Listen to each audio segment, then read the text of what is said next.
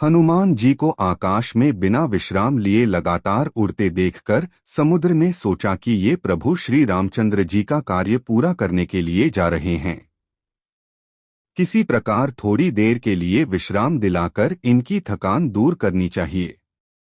उसने अपने जल के भीतर रहने वाले मैनाक पर्वत से कहा, मैना, तुम थोड़ी देर के लिए ऊपर उठकर अपनी चोटी पर हनुमान जी को बिठाकर उनकी थकान दूर करो।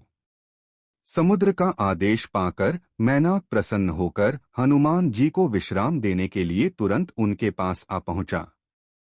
उसने उनसे अपनी सुंदर चोटी पर विश्राम के लिए निवेदन किया तो हनुमान बोले, मैना, तुम्हारा कहना ठीक है, लेकिन भगवान श्री रामचंद्र जी का कार्य पूरा किए बिना मेरे लिए विश्राम करने का कोई प्रश्न ही नहीं उठता। ऐसा कहकर उन्होंने मैनाक को हाथ से छूकर प्रणाम किया और आगे चल दिए। हनुमान जी को लंका की ओर प्रस्थान करते देखकर देवताओं ने सोचा कि ये रावण जैसे बलवान राक्षस की नगरी में जा रहे हैं। इस समय इनके बलबुद्धि की विशेष परीक्षा कर लेना आवश्यक है। यह सोचकर उन्होंने नागों की माता सुरसा से कहा, देवी, तुम हनुमान के बलबुद्धि की परीक्षा लो।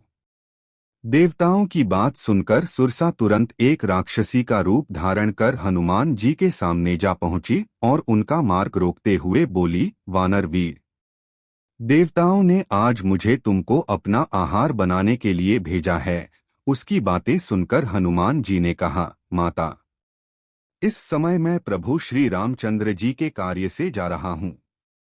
उनका कार्य पूरा करके मुझे लौट आने दो। उसके बाद मैं स्वयं ही आकर तुम्हारे मुंह में प्रविष्ट हो जाऊंगा। यह तुमसे मेरी प्रार्थना है। इस प्रकार हनुमान जी ने सुरसा से बहुत प्रार्थना की, लेकिन उसने किसी प्रकार भी उन्हें जाने न दिया। अंत में हनुमान जी ने क्रुद्ध होकर कहा, अच्छा तो लो, तुम मुझे अपना आहार बनाओ। उनके ऐसा कहते ही सुरसा अपना मुंह 16 योजन तक फैलाकर उनकी ओर बढ़ी। हनुमान जी ने भी तुरंत अपना आकार उसका दुगना अर्थात 32 योजन तक बढ़ा लिया।